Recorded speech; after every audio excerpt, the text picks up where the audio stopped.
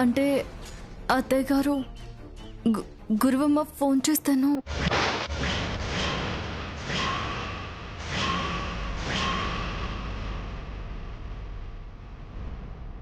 ఏంటి, గురువమ్మ ఫోన్ చేసిందా?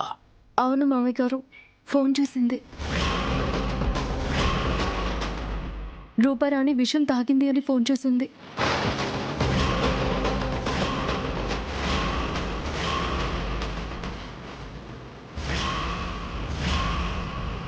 ఏంటి, రూపారాణి విషం తాగిందా? అవును, తాగిందంట.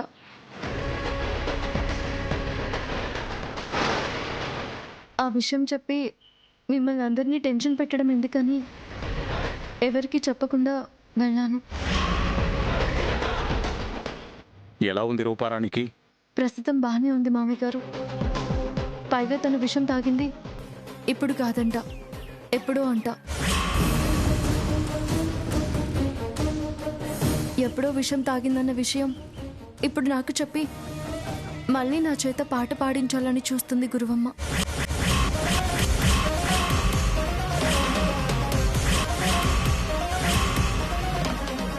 రూపారాణి పెళ్ళయ్యేంత వరకు నన్ను పాడమని అడుగుతుంది.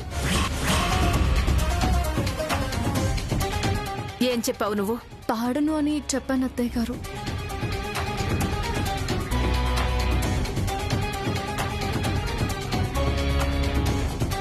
మా అత్తయ్య గారికి ఇష్టం లేని పని నేనేది చేయనని చెప్పాను.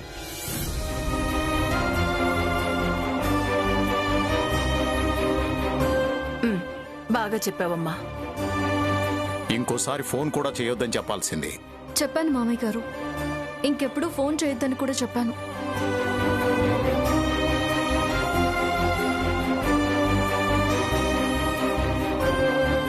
పోనీలే అమ్మా, ఇంకా రూపారాణి గురించి, ఆ గురువమ్మ గురించి ఏం ఆలోచించకు.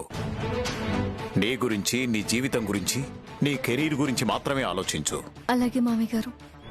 వెళ్ళమ్మా, ఇంకా లోపలికెళ్ళు.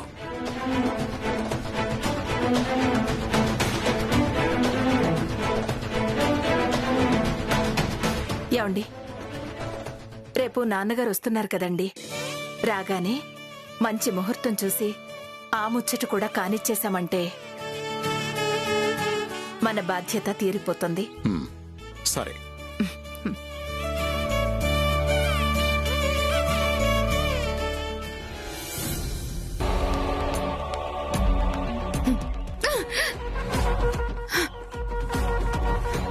రూపా, ఆగు. ఏంటి ఆవేశం? నా మాట విను. నీ ఆవేశంతో వస్తువుల్ని ఇలా ముక్కలు ముక్కలు చేస్తావా? నా జీవితం ముక్కలు ముక్కలు అయిపోతుంటే నీకు బాధ లేదు, కానీ ఈ వస్తువులు ముక్కలైపోతుంటే నీకు బాధగా ఉందా? నీ జీవితం ఎందుకు ముక్కలవుతుంది? ఎందుకా? శ్యామ పాట పాడనందుకు. నా పెళ్ళయ్యేంత వరకు శ్యామ పాట పాడకపోతే నా జీవితం ముక్కలు ముక్కలు కాక చక్కగా ఎలా ఉంటుంది? నీ జీవితం చక్కగా ఉండేలా చేస్తాను కదా. ఎలా చేస్తావు? శ్యామ నీ మాట వినకపోతే ఏం చేస్తావు? ఇంతకాలం నువ్వేం చెప్తే అది చేసేది ఆ శ్యామ. కారణం వాళ్ళ నాన్న మనకి అప్పున్నాడు కాబట్టి. ఆ అప్పు తీర్చే వరకు నీ మాట తను వినకపోతే వాళ్ళ అమ్మా నాన్నని వీధిలోకి తోసేస్తామేమోనని భయపడి ఇంతకాలం నువ్వు చెప్పిందల్లా చేసింది. ఇప్పుడు డబ్బు మన మొహాన కొట్టి మనల్ని ఇంట్లో నుంచి గెంటేశారు. ఇప్పుడు అది నీ మాట ఎందుకు వింటుంది? వాళ్ళ అత్తగారి మాటే వింటుంది. మా అత్తగారికి ఇష్టం లేని పని నేను చెయ్యను అని కూడా చెప్పింది కదా, విన్నావుగా? అది ఏం చెప్పినా ఏం చేసినా నీ పెళ్ళయ్యేంత వరకు శ్యామ నీకు పాటలు పాడేలా నేను చేస్తాను. ఎటు నుంచి నరుక్కొస్తే శ్యామ దారిలోకొస్తుందో అటు నుంచే నరుక్కొస్తాను. మనం అనుకున్నది అనుకున్నట్టు చేస్తాను. నువ్వు ధైర్యంగా ఉండు.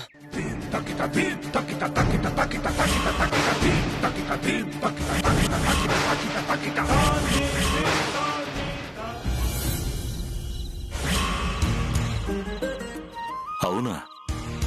గురువు గారొచ్చి శ్యామ చేత వట సావిత్రి వ్రతం చేయించారా? అవును నాన్నగారు.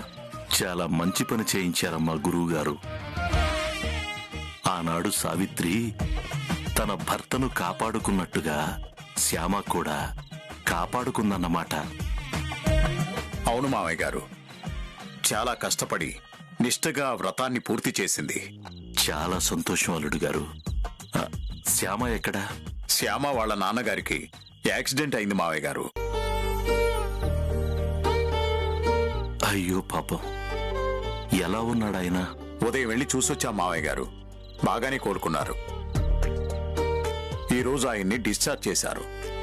శ్యామ, అఖిల్ ఆయన్ని దించి రావడానికి వాళ్ళ ఊరు వెళ్లారు. సాయంత్రానికి వచ్చేస్తారు.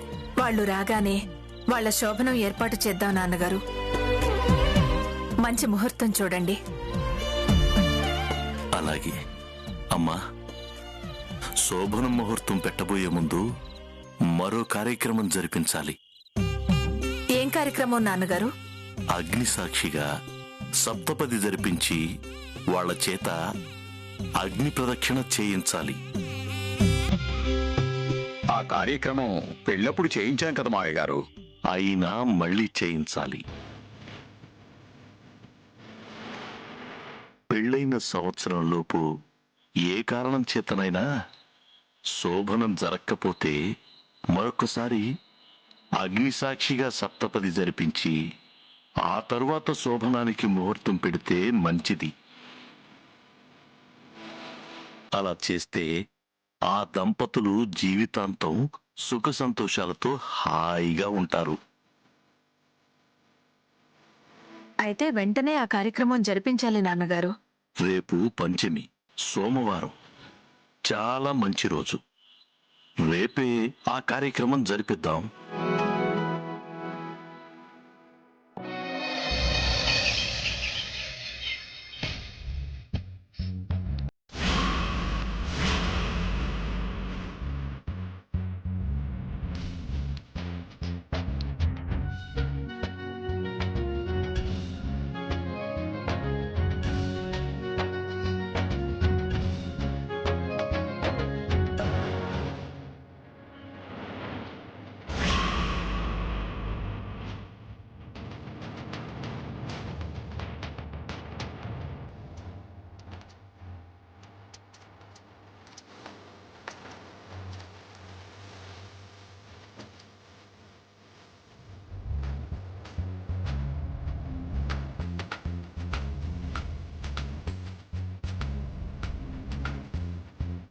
ఏంట్రా అలా చూస్తున్నావు?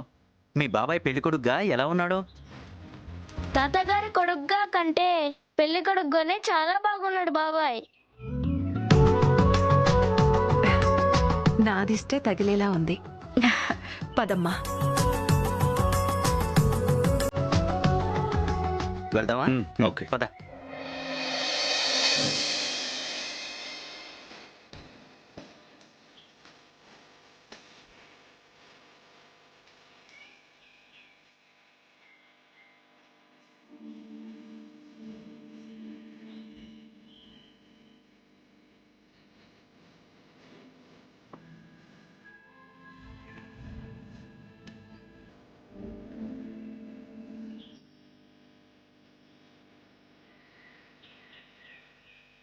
పంతులు గారు, ఆ దండలు ఇవ్వండి. అలాగే.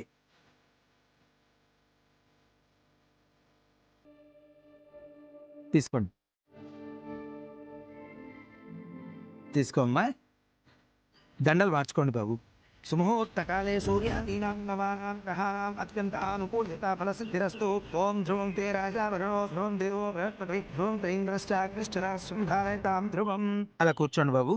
ఓం అయం ముహూర్తస్సు ముహూర్తోస్తు. శ్రీమన్మహాగణాధిపతే నమః.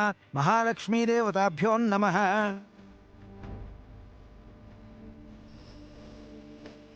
ఆ రోజు మీ పెళ్లి చూడలేకపోయానన్న బాధ ఈ రోజుతో తీరిపోయింది. పంతులు గారు, కార్యక్రమం మొదలు పెట్టండి. అలాగే. అక్షంతలు తీసుకోండి ఆయన. హరి ఓం ఐం ముహూర్తస్సు ముహూర్తోస్తు. ఓం శ్రీమన్మహాగణాధిపతే నమః. మహాలక్ష్మీదేవతాభ్యో నమః. ఓం గణానాం గణపతి హవామహే కవిం కవీనాముపమశ్రవస్తవం జ్యేష్ఠరాజం బ్రహ్మణాం బ్రహ్మణస్పద ఆనశ్వన్నోతివిశ్యేదసాదనం గురుబ్రహ్మ గురుర్విష్ణుః గురుదేవో మహేశ్వర గురుసాక్షాత్ పరబ్రహ్మ తస్మై శ్రీగురవే హరి ఓం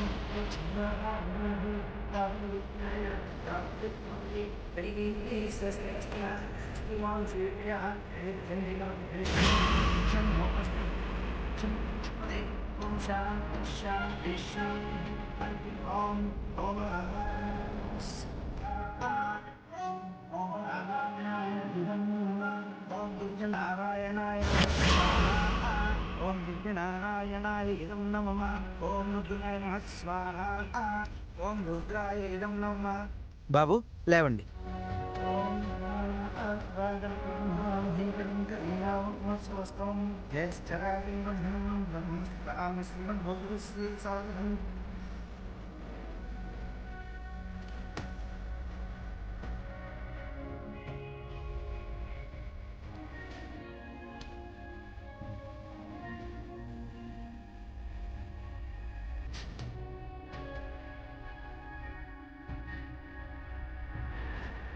నాన్న అఖిల్, ఆ హోమాన్ని విష్ణు స్వరూపంగా భావించి ఒక్కొక్క అడుగులో ఒక్కొక్కరిని అర్థిస్తూ 7 అడుగులు వేయాలి.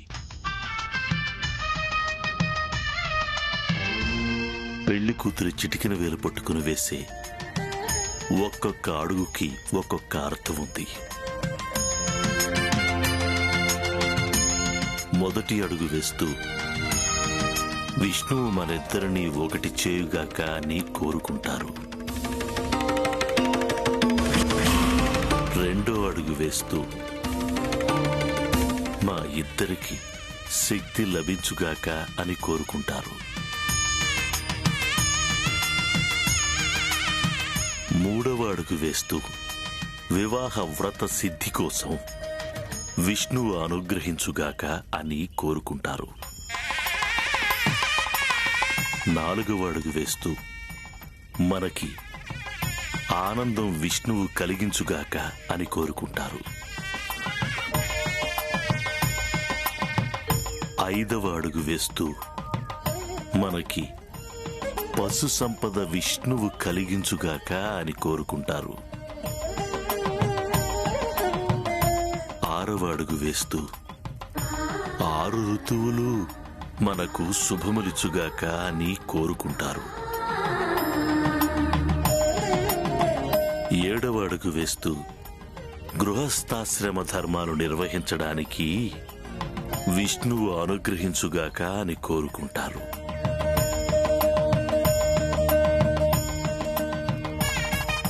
ఈ 7 అడుగులతోనే జీవితాంతం కలిసి నడవాల్సిన దంపతుల దాంపత్య ప్రయాణం మొదలవుతుంది. అలా 7 అడుగులతో మొదలైన దాంపత్య ప్రయాణం 7 జన్మల వరకు కొనసాగుతూ ఉంటుంది.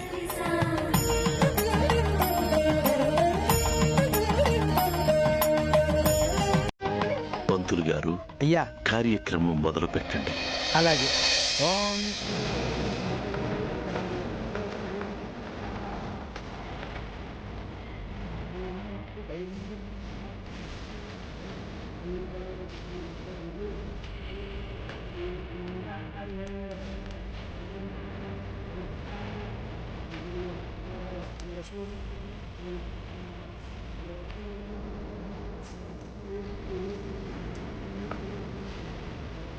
యంత్రవదైత్యైః చిత్రం రమ్యతే తం త్రిభువనమక్షం విష్ణుమీశం నమామి.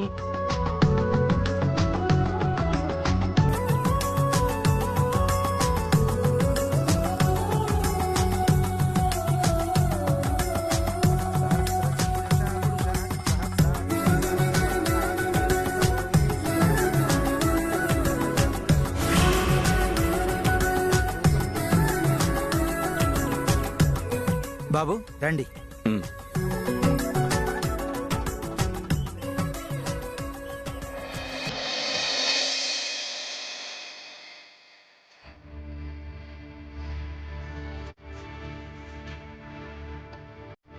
మీరు కూర్చోండి బాబు. అమ్మాయి కుడికాలతో తమలపాకును స్పృశించండి. ఓం శాంతాకారం భుజగశయనం పద్మనాభం సురేశం విశ్వాధారం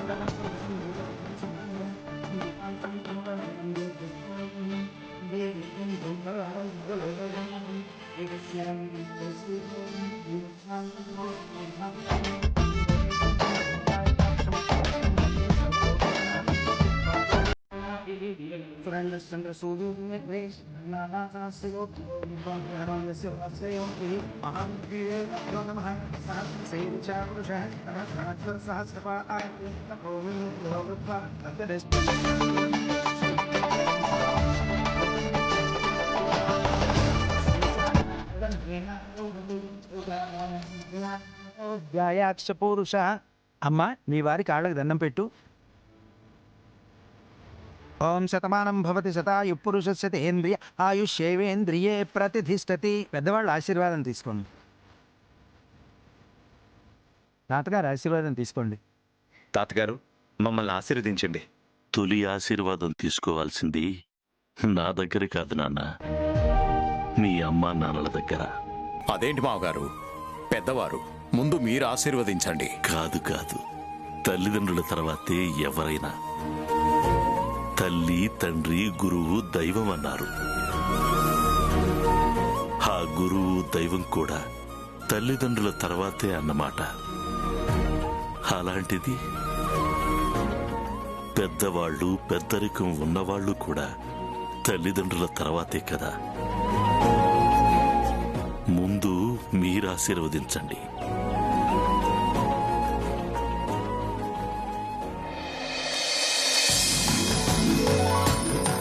దీర్ఘ సుమంగళీ భవ. ఓం శతమానం భవతి శతాయు పురుషస్య తేంద్రియ ఆయుష్యేవేంద్రియే ప్రతిధిష్టతి.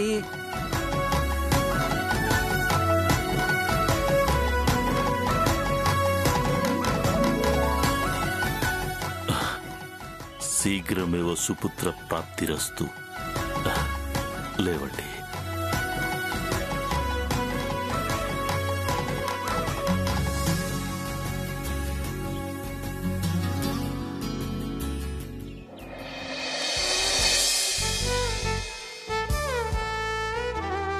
మమ్మీ మమ్మీ ఏంటన్నా?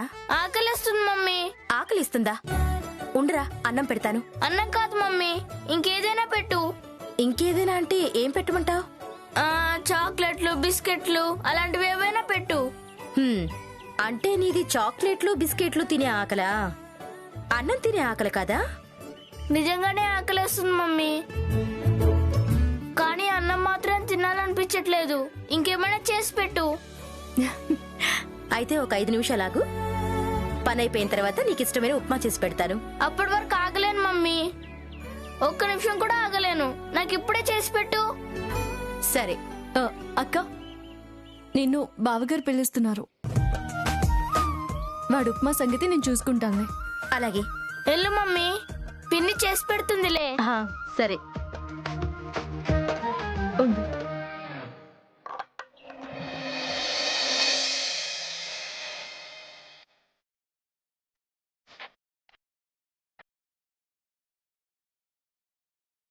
థ్యాంక్ యూ పిన్ని.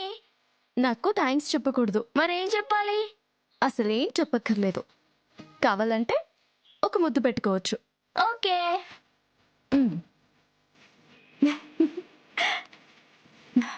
తిన్. శ్యామా, ఏంటకిల్ బాబు? కార్ కీస్ ఎక్కడ పెట్టానో గుర్తు రావట్లేదు. రోజు ఎక్కడ పెడతారో ఇప్పుడు అక్కడే పెడతారు. అక్కడ వెతికాను, లేవు. అవునా? ఉండండి, తీసుకొస్తాను.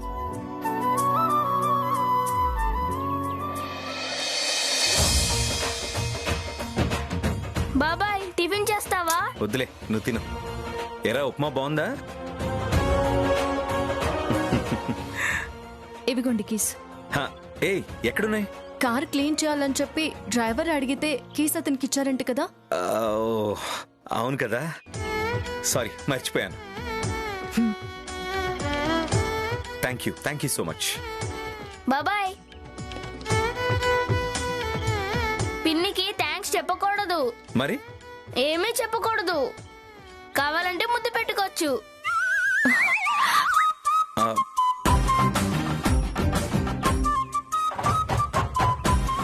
నిజమేనా శ్యామా?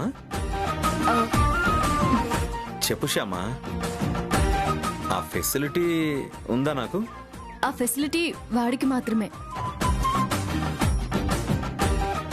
ఉప్మా చేసి పెట్టినందుకు వాడు నాకు థ్యాంక్స్ చెప్పాడు. అలా థ్యాంక్స్ చెప్పకూడదని చెప్పి ఇలాంటి ఫెసిలిటీ ఇచ్చావు అనమాట. మరి ఆ ఫెసిలిటీ మాకు కూడా ఇవ్వచ్చు కదా?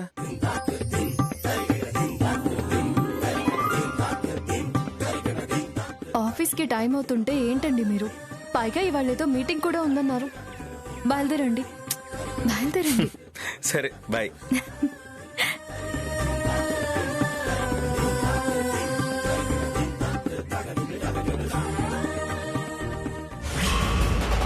పిన్ని పిన్ని ఏంటన్నా, ఏమైంది? నువ్వు చేసిన ఉప్మాలో బొద్దింకొచ్చింది.